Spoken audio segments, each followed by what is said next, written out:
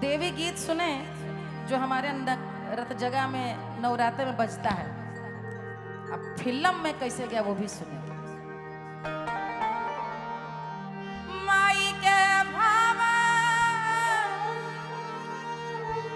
अरे लाल चुनरिया,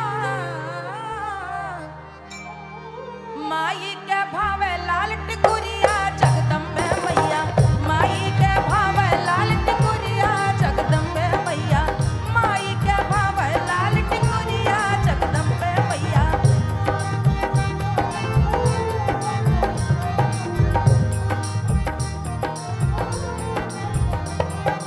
अरे माई के भावे लाली लाली चूड़िया, माई के भावे लाली लाली चूड़िया रे, लाली लाली चूड़िया जी लाली। माई के भावे लाल सनुरवा जगदम्बे मैया, माई के भावे। बड़ा पुराना देवी गीत। हमरी न मानो बजजवा से पूछो, हमरी न मानो बजजवा से पूछो।